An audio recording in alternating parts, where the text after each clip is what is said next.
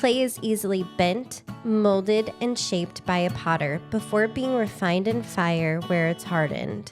Molded out of clay ourselves, God formed man of the dust of the ground. We are pottery, and God is the divine potter. Through his mercy and grace, he is able to reshape, remold, rebuild, and redeem us. Cause tomorrow's gonna be another day. Hello everyone, and welcome to Clay. This is a space for people to share their stories of how God has touched and transformed their lives with his goodness. Hello everyone, and welcome to the show. So today we have our guest Joy, and Joy's going to share with us her daughter's birth story and how God worked an absolute miracle. So welcome to the show, Joy. Hello, Joy. Hi, thank you so much for having me. Absolutely. Yeah, when we saw your story, we were like, oh my gosh, that's amazing. We have to get her on the podcast. So can you go ahead and just share with us your daughter's birth story, just what happened? Yes. So my daughter, Margot Hope, was born in July, and we were attempting to do a VBAC. And so I don't know if you know what that is, but that is a vaginal birth after a C-section. Mm-hmm.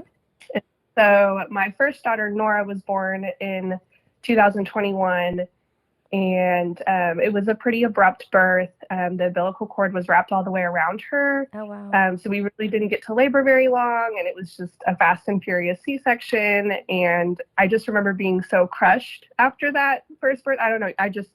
I feel like you hear all these beautiful birth stories, and Right. you just hear how people are like, this was, I felt like the most woman I ever been. And so, I was excited to try, and I felt like I didn't even get the opportunity to experience labor or anything. And Right. I struggled a lot, like processing that birth and just like feeling robbed of, my daughter's birth, or even just like battling lies of like, I'm not a mom, or I didn't do what my body was supposed to do. And so there was a lot of processing like the year after that, just with Jesus and just surrendering that to him and choosing to believe, he called me to be Nora's mom, no matter how her birth came out. And Exactly. I remember I had one friend who had pulled me aside pretty aggressively when I was pregnant with Nora, and she's like, whatever happens, it is a natural birth, C-section, whatever, like God created your body to do what it's supposed to do, and it is still considered a natural birth. So I was glad she had told me that, but it was just, a whole, mind game after that. Absolutely. Well, disappointment's a really hard emotion to have to deal with. Yeah. And I think that you have this whole just scenario pictured in your mind of how things are going to go down. And then when it is so not that way, that can be hard to have to deal with. And like you said, feeling robbed of that. So. Right. And plus, in like the new mom culture, which a lot of people don't know, but if you are a new mom, then you do know that there is kind of like a biasness on if you're going to breastfeed or formula feed, or if you did a vaginal or a C-section. So it's easy to compare yourself and feel that like you're less than, when in fact everything is good. A healthy baby, great. It doesn't matter how, or, just like your friend was saying. Yes, absolutely. That's very well said. So when we got pregnant again with our second daughter, I originally was like, okay, Jesus, like take two. What are you going to do with me through this? I just want to surrender it to you. I want to be in unity with you. And I really just kept hearing the word redeem. And he just kept saying, like, I'm going to redeem your birth experience. And originally we were like, okay, like, let's just do a planned C-section. He's going to redeem the C-section experience. We're just going to surrender that to him. And a girl on my serve team is a labor and delivery nurse. And she kind of was processing and talking with me. And she's like, Joy, you need to come to my hospital. You need to come see this doctor. She's my doctor. I think she's fabulous. Like, I'll be in the labor and delivery room with you. I can play worship music. Like, it will be a beautiful experience. Yeah. And And I was like, yeah, that sounds great. As much as I can say yes to and kind of like orchestrate now, like that sounds great to me.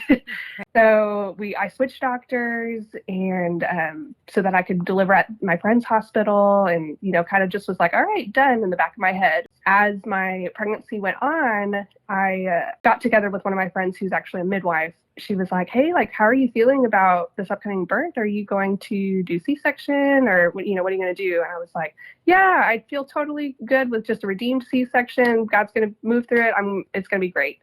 And she was like, I really think you could do a VBAC, Joy. Like, there's nothing wrong with your body. Like, all the indications are really good. You're really healthy. It's a healthy pregnancy.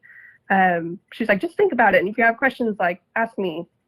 And that was kind of the first time I was like, oh, I hadn't even like really considered, doing a VBAC. And so me and my husband just prayed about it. And, we kind of got to the point where we're like, okay, like we fully want to surrender it to God, whatever happens. And we had kind of got to the point where we were like, okay, God, if we go into labor naturally, like we'll try for it. And they let you do what's called a trial of labor, where they can just kind of see what your body does. If you dilate, if things go wrong, you can go to a C-section, but they just, instead of just taking you to the operating room, they kind of give you a chance. So we felt really good about that. Like, okay, yeah, like we'll just surrender total control, give to Jesus, trust him, trust that we'll either have a redeemed VBAC or a redeemed C-section. The pregnancy kept going on and things were going well. My doctor was really supportive and she was like, yeah, I think you're a great candidate. Everything looks good. Baby's healthy. You're healthy. I had waited enough time in between pregnancies. So things were really looking really hopeful. And then halfway through my pregnancy, I failed my glucose screener. Oh, no. Those things are so gross to drink. Yes. I was so annoyed because then I had to do the 3-hour test where they take your blood. Like, that is awful. Yeah. It was a nightmare. But because of that, they found out I was anemic. And my blood sugar ended up being fine, but because of it, I got on some really good like health supplements. My midwife friend gave me some. I actually like had felt better than I've ever felt, like pre-pregnancy, during pregnancy. Wow, that's awesome. I was like, wow, who knew I was anemic? This is great. Right. But then I had 3 people in the same week like reach out to me about like this specific health supplement, like 3 separate people, which was just bizarre. And I was like, okay, I guess Jesus is telling me I need to take this health supplement. Like, all right. Right. And so I got on to the kind of 2 health supplements that my midwife recommended, and then these 3 random people told me about. Ended up having a pretty good pregnancy after that. And so I kind of say all that leading up to right before my daughter's due date. My daughter's due date was July 11th. And my doctor was kind of like, okay, do we want to schedule a C-section? Do you want to schedule an induction where we kind of like force a trial of labor? Or do you want to just kind of wait to see if you go into labor? And originally we had scheduled the C-section, but as we got closer, I was like, I really feel like Jesus is just giving me a piece to at least try. Like, I just feel like I at least need to give my body a chance. So then when I changed my mind, I tried to schedule the induction and I had to be waitlisted. There were no spots available.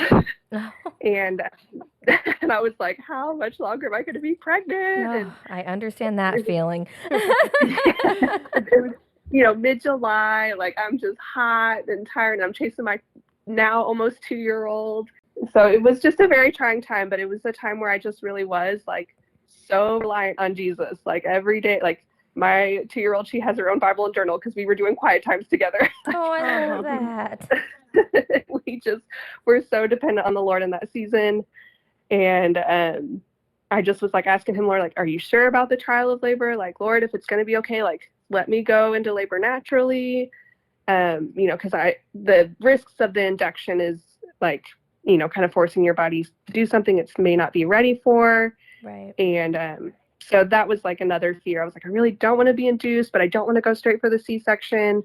So my prayer during that was like, Jesus, I want the experience to even feel what it feels like to go into labor naturally, because I was induced with Nora before too. So I didn't even experience that the first time. Right. And so that's all the backstory. um, and then so leading up, so my daughter her due date was July 11th, which was a Tuesday. And the Saturday night before, I did go into labor naturally. I started having contractions, and I had been having like Braxton Hicks. So I was like, maybe it's just that.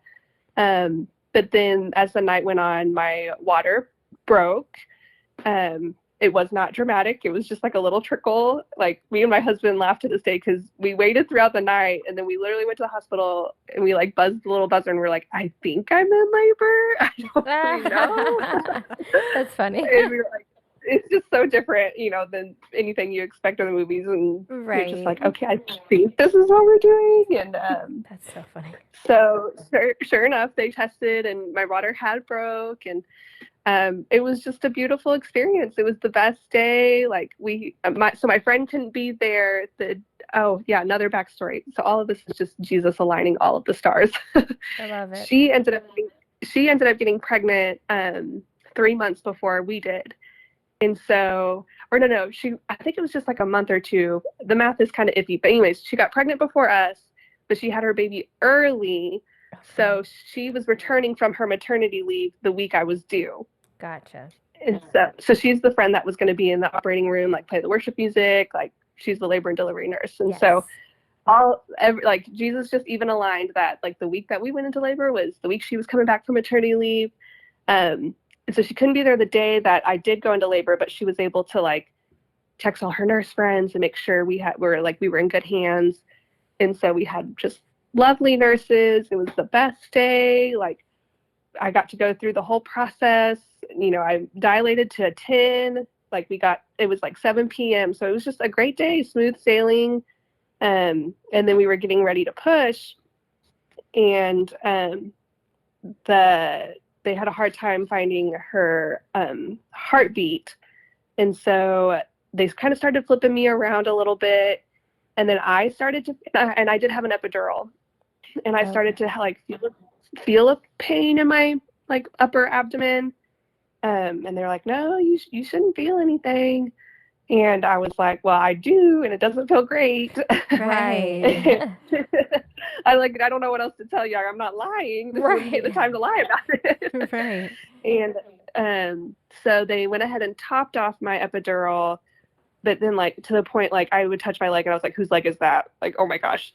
And then they found my daughter's heartbeat, but then they topped off my epidural, and then they started kind of flipping me around again.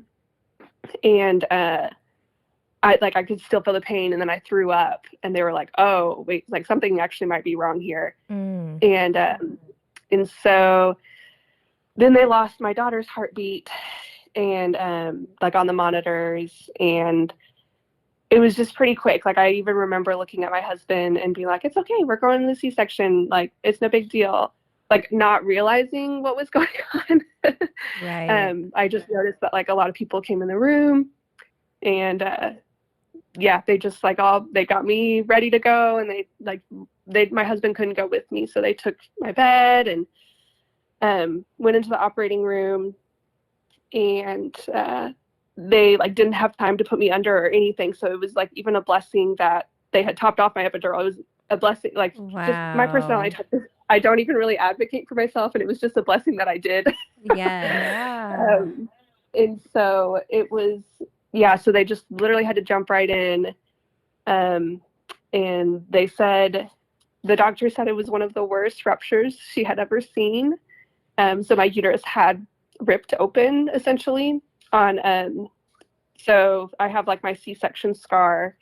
And I had ripped like straight through it. Wow. So, oh my goodness. So you're doing a VBAC. That's like the major risk that you run is having a uterine rupture, correct? And so that was what actually was happening at that time to you. So that's a huge deal. Yes. And so, and my doctor had told me, she was like, there's only a 1% chance of this happening. Yeah. But if you think a lot of people are having babies every day, like that's still quite a few people. Right. So we knew it was kind of a risk, but it was like, 1%, I'm healthy. Like, we'll be Totally. fine. Totally. Yeah, And my sister, she had a double VBAC and yeah, she had two cesareans and she had multiple vaginal births. So it's totally, uh, I get it. It's totally something that it's like, oh, that sounds totally doable. So yeah. yeah, yes. And that's like the other thing, like we had done so much research and we had asked so many people who had done it and had heard so many success stories. And Hey, Clay Nation, Jessica here, and I've got some exciting news for you. Now you can show off your love for Clay Podcast with our brand new merchandise collection. From cozy hoodies that wrap you in comfort during your podcast sessions to stylish mugs that hold your favorite beverage while you tune in, we've got something for everyone. And that's not all. Our exclusive t-shirts feature the inspiring Bible verse Isaiah 64:8 that'll keep you motivated throughout your day. But wait, there's more. By purchasing our merchandise, you're just not getting cool items, you're also supporting Clay Podcast. Your love and enthusiasm keep us going. And now you can take a piece of the podcast with you wherever you go. So what are you waiting for? Head over to our website at www.claypodcastnetwork.com or follow us on Facebook at Clay Podcast and also on Instagram at Clay_podcast to check out the full collection and grab your favorites today. And always, thank you for being a part of our podcast journey and now our merchandise family. Remember, every purchase is a step towards more amazing podcast content coming your way. Stay tuned and God bless. Just even like praying with different women in my church, they were just like, I had done it, like you should so do it. And so we just were feeling really hopeful and really encouraged. And so, yeah, it just was really defeating, like even in that moment of like, okay, like, it was easy to take on, like my original thought process was like, just, did I hear God right? Like he had told me to do this. Like, why did he let this happen? If, he told me this was a good thing. And so so they counted from like when my uterus ruptured, that was kind of like minute 1 and my daughter came out not breathing. Sorry. It's all right. Yeah. So I could see them take her and I could see that she was like, her arms were floppy and I knew I couldn't hear her.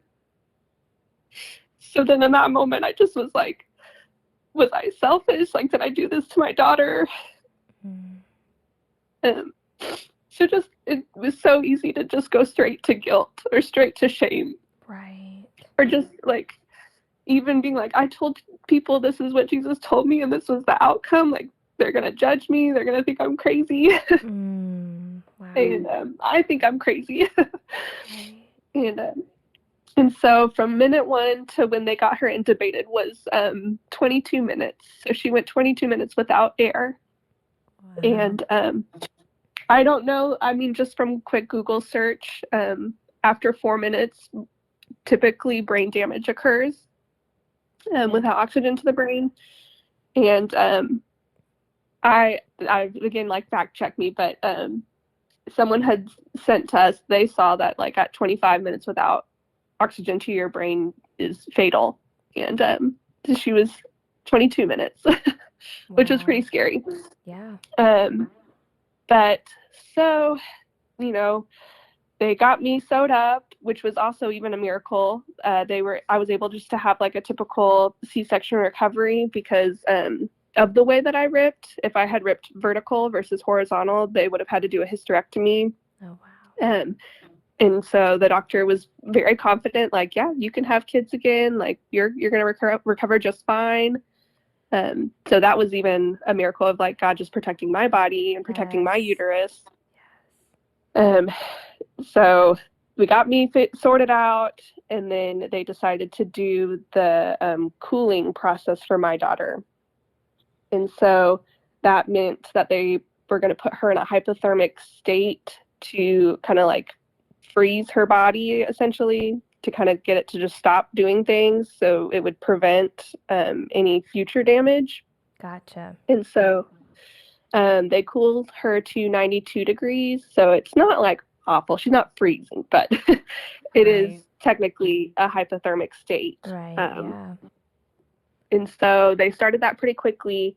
And then with the intubation tube at minute 45, so she went the 22 minutes without air, and then at 45 minutes, she actually started breathing on her own, which was a really good sign.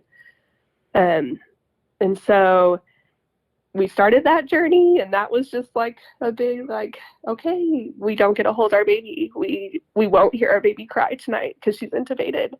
And I think that was just, going to the hospital room and postpartum, and you don't have a baby, and you hear other babies down the hall, and it was just really hard. But God was so sweet in those moments of just, even like through the staff, like the nurses there, the doctors, everyone we talked to was so kind, so encouraging. Like we just felt peace in a time when we probably shouldn't have. Right. So, each day we would, so we woke up the next day, or actually before that, so we got to see our daughter one more time before we went to bed, and they handed me a paper, and they said, don't read this tonight. It's really scary. But of course we read it. Right, of course. Right. And they were saying, like, this is what your daughter is, like, being diagnosed with. This is what we're treating. And so it's hypoxic ischemic encephalopathy, which is just no oxygen to the brain for a period of time. And the paper just like talked about, okay, like your future could be seizures, your future could be cerebral palsy, your future could be learning disabilities, motor disabilities, just all the things that could go wrong. And there's like mild, moderate, and severe, and she was diagnosed with moderate. And I think everything that I've been reading is like 25 to 75% of infants with moderate HIE like have pretty moderate complications. And so everything we're reading is not looking great and not looking hopeful. Right. And so, we woke up that morning of, okay, our baby's alive. That's our praise for the day. Like, we don't know what future will look like. We don't know really a whole lot, but we're going to just thank Jesus for that. And and then because I was taking all of those supplements, so kind of back to the backstory, they originally thought I had lost quite a bit of blood in the operation. But then when they like checked all my blood levels and everything, they were like, actually, you look really good. We don't really know. We can't really explain it. Like, your blood levels look great. Like, you don't need any extra supplements or anything. And so, like, my body was really healthy, and I'm pretty sure it's because of the supplements I was on. Yes. But then, the supplements. From you're taking during pregnancy. The one that people are calling you about. Is that what you're referencing? Yes. Wow. Yeah, the 3 different random people in the week. Like, thank you, Jesus. Yes. Praise God. Yes. And like with my first delivery with my first daughter, I had to be like hooked up to iron afterwards and have all these things. And that was just like a normal C-section. This one was an emergency where there was stuff everywhere. Right. And it was a lot. And they were like, yeah, you actually look really great. You look really healthy. Wow. So that was a miracle. Like, I just remember being so annoyed about the glucose test, but that was even Jesus working beforehand, like preparing my body. Right, totally. Exactly. Wow.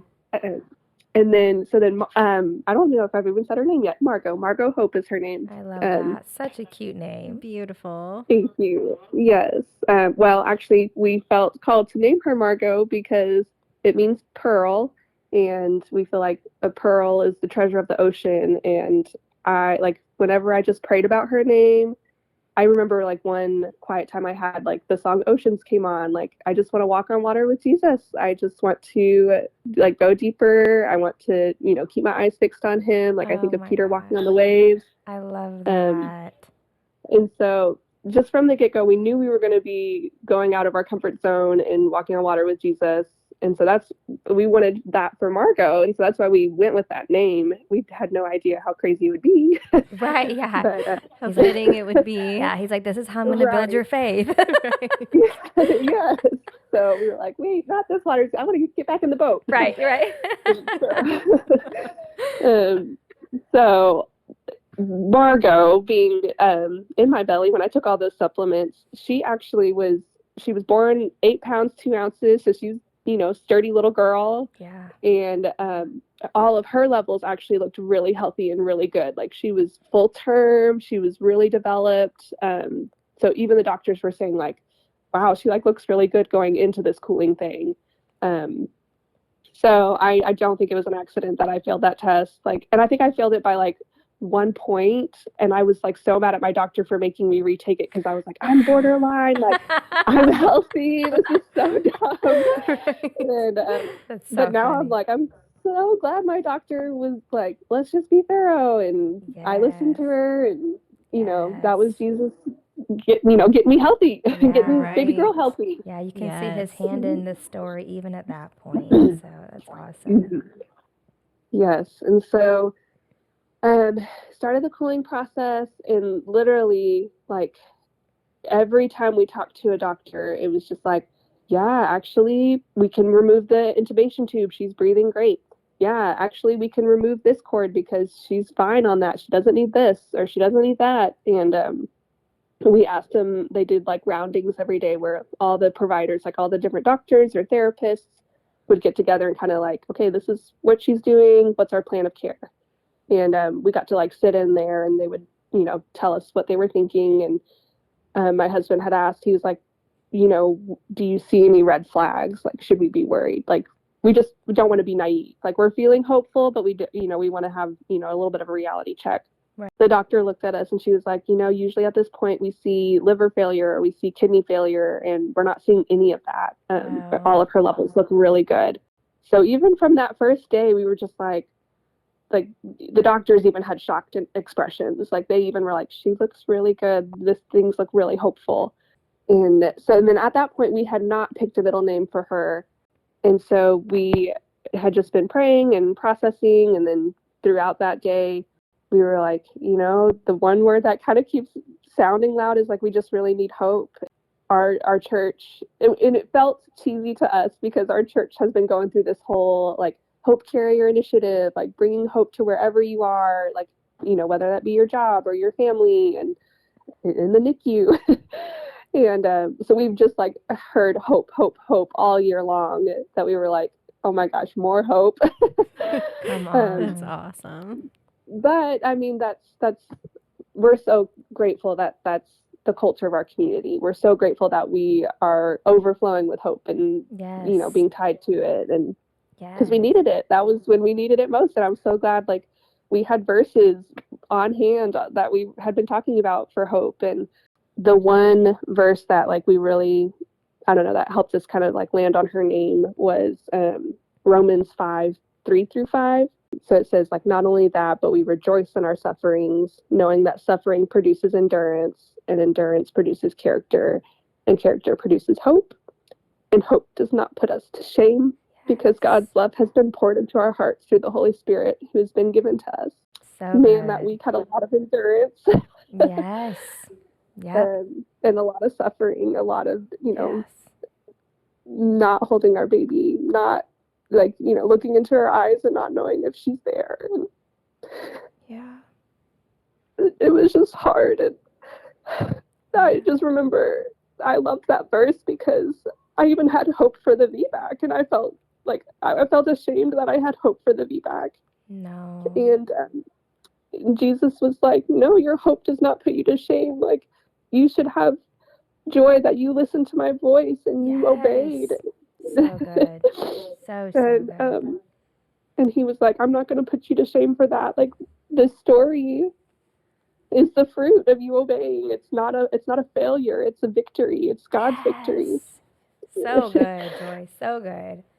And it just it I don't know, I just, anytime those lies started to creep into my mind, I literally felt like Jesus was just yelling at me with truth, of just like, no, you followed my voice, no, you had hope, and that's not any reason to be ashamed. And so we went with the name Hope for Margot Hope. It just seemed very fitting, and we just pray that she is always reminded of that hope does not put her to shame. And her church uses kind of like a little definition of hope is the confident expectation of God's goodness. Yes. And that's what we just kind of kept saying, is like, we have to confidently expect God is going to be good to us. I love that. Instead of being like we would wake up each morning and it would be so easy to be like, is she going to do it? Are we going to do it? Is she going to be fine? How are we going to do? And we just had to choose, like, no, we know God is going to be good, and we believe we're going to see miracles today. And Yes. I love that. and so that was just how we got through that week. We just leaned hard on those verses, we would try to do, a couple minutes of just praise and worship before we'd go down to the NICU. and that truly carried us through it. That's powerful. And it just, God is so sweet to be in all of the details of, whatever song we were listening to. Like, we just would hold on to a verse or hold on to a couple words, and then we would see it being pulled to fruition that day during the NICU. And it just, it was a roller coaster of a week. But the fact that it was only a week, like, literally, I didn't think I would be able to look through the pictures again for a while, just because it was such a hard time. But I went back and looked through all the pictures on her phone, and I was filled with so much hope because she progressed through everything so quickly. Like, each day she had one less tube or one less cord on her, and she just, like, defied all of the odds. She just was so strong. And all week they had kind of told us, like, the cooling process, like, you just kind of have to wait it out. And once you wait it out, like, then we have to warm her up, and that's where they can start seeing some complications. They can see some, like, organ failure, or they'll see more seizures. So, like, get ready for that. And she blew through that, no problem. Wow. Everything looked great. No seizures, nothing. It was just, God's goodness that she just moved through that quickly. And then everyone kept saying to us, like the nurses and the doctors, they're like, okay, this is the hard part. This can be the difficult part, is because you have to, kind of jump through all these hoops to get out of the NICU. You have to, feed so much, have so many dirty diapers, and there's just a lot of checklists that you have to do before they let you go home. And so they're like, this can be the frustrating part. Like, you could be here for a while. So some of them had kind of told us, like, we could be there 2 or 3 weeks. They just weren't sure. And I'm actually a speech pathologist. And so I have had pediatric infant feeding courses. So I'm not, like, super specialized in it, but I have had some experience with it. So I kind of knew what things to be looking for as far as, like, her suck, swallow, breathe for feeding. And I just remember being filled with so much hope. Like, she took a pacifier, like, so good. She had good coordination. And, like, mind you, she'd been frozen for 3 days. Like, all of her systems were so slow, and reflexes were slow. But that one was just like, she had it, and she had it good. And so it was just a miracle. Like, they gave her the bottle, and she just took to it, no problem. Like, she didn't look like she'd been frozen or anything. And that was just, truly a miracle in itself. And so she moved pretty quickly through those. So she had, like, the first 2 feedings, she had 15 milliliters, which is great, 15 milliliters, which is great. And then they wanted to see her move up to 30 milliliters. And she got to, like, 16 or 17 before she got tired. They said because she didn't get there, they wanted to give her an NG tube, which is, like, the little tube that goes down your nose. And I just was so torn, like, because, like, in my feeding experience, I was like, babies get tired, and she just went through a whole lot. Right. Like, I'd rather just, like, feed on demand or just kind of move at her own pace. But I also get the NICU standpoint of structure and needing to see that she is getting enough.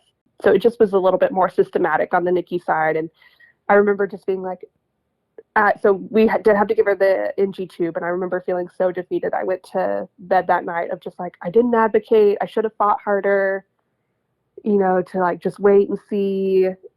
But I didn't want, no one wants to be that mom. No I know, right?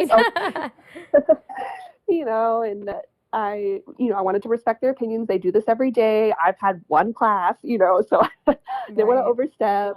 And but I just prayed, Jesus. I was like, Jesus, if, give me the courage to advocate where I need to, or just advocate for us. Like, I just don't know what to do. I just felt like I failed Margot tonight. I just wish we didn't have to do the tube. But also I trust these providers, Lord. So if I just need to trust them, I'll be quiet and sit down.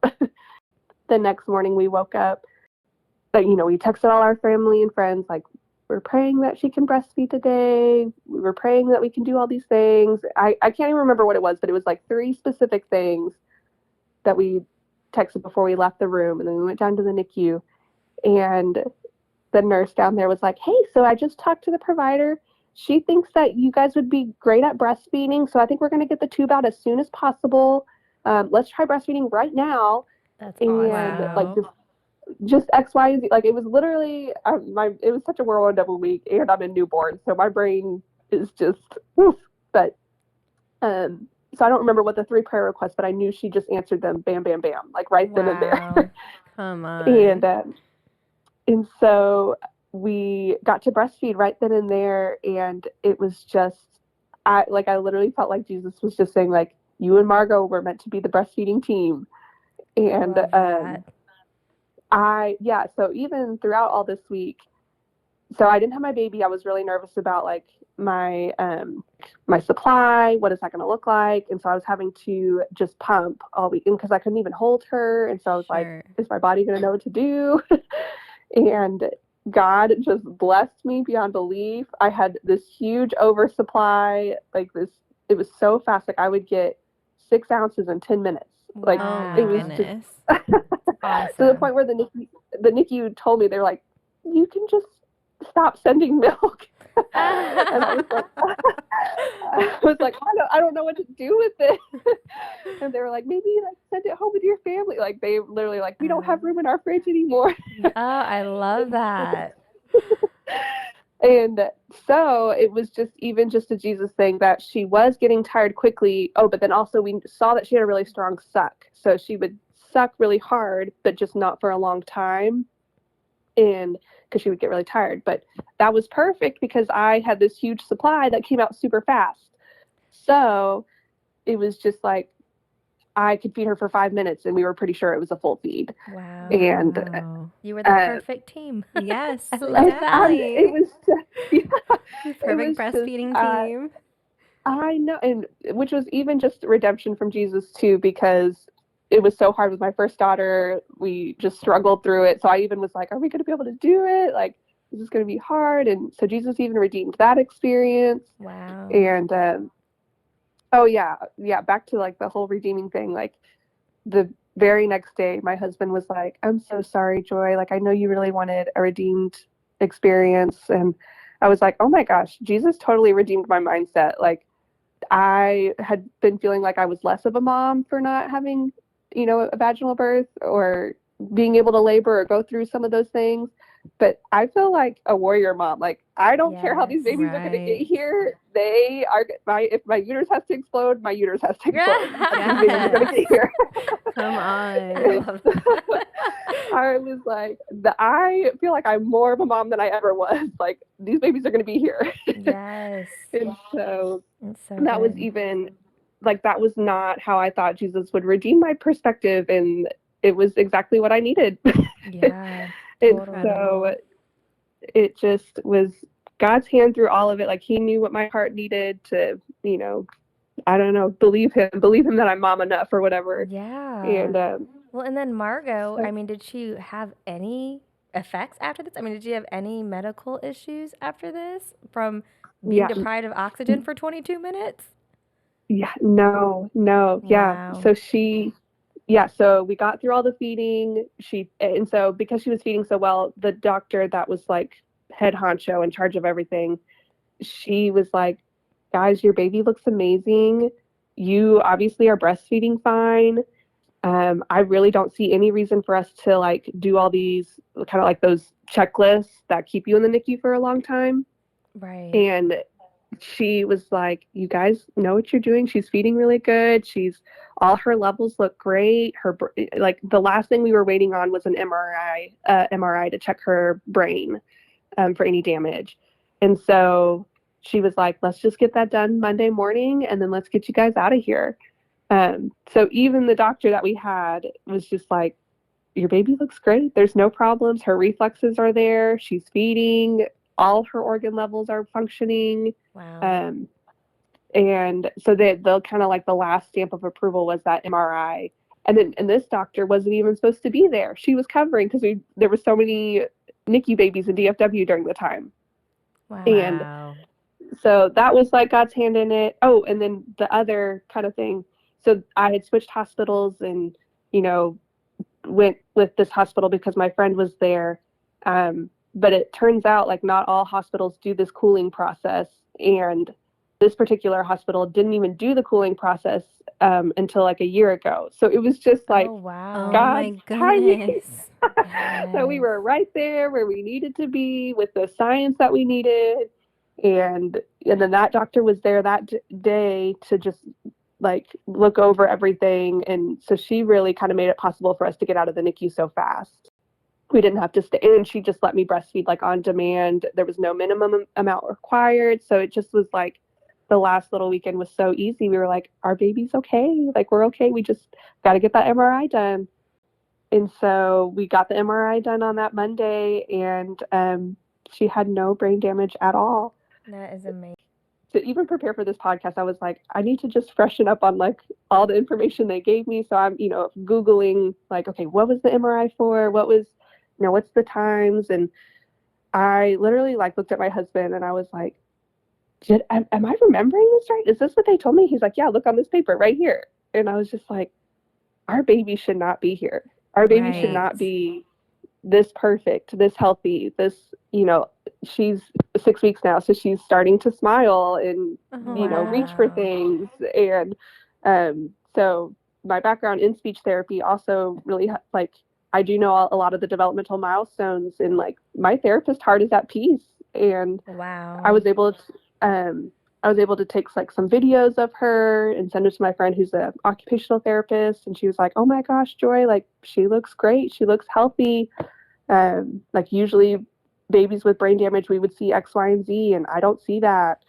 So like as of right now, we have like no signs of brain damage, which is incredible because she was diagnosed with the moderates. Like everything I was reading was like the mild HIE, the hypoxic ischemic encephalopathy, like mild, those babies are usually fine. Moderate, they usually have problems. Wow. And our baby has not had any problems at all. Wow. I mean, it's amazing that she's even alive. I mean, going 22 minutes without oxygen, that in itself is like, just sounds like that, who could survive that, who could live through that. Yeah. And then to not only live through it, but honestly thrive and not have any issues after that. It's totally a miracle. And it's just beautiful how even in the midst of all the chaos and all of the heartbreak, you can still see God's hand so beautifully just throughout the whole thing, from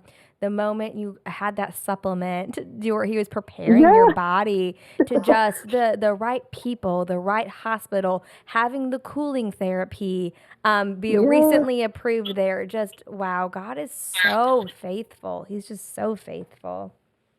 Absolutely. Yeah. It's incredible. And it like leaves me speechless. And half the time I'm like, did that week even happen? Like, because a lot of people are like, how are you doing? And I'm like, I really am like joyful. I'm filled with hope. I'm like enjoying my days with my two daughters. And it's hard. I mean, there's definitely some processing we're going to have to do, but for the most part, it's like, did that week happen? And because my baby is she's just great. She's just doing all the things babies do. And right. And so that's so awesome. And I love how you and your husband, like, you guys just lean so much on God's goodness, it sounds like. And it's like, we don't know what's going to happen, but we know God is good. And the fact that you would even like take that time to worship him before going and checking on her, I just think that's just so powerful and such an example. So that's awesome. Yeah. Thank you so much for sharing all of that. Your story is just so amazing, and I really think that it's going to touch many people. And I love that God doesn't waste the pain. I know that like there's those hard parts of your story that you're talking about, and just recalling of the different situations where it felt like you were robbed of certain experiences and stuff.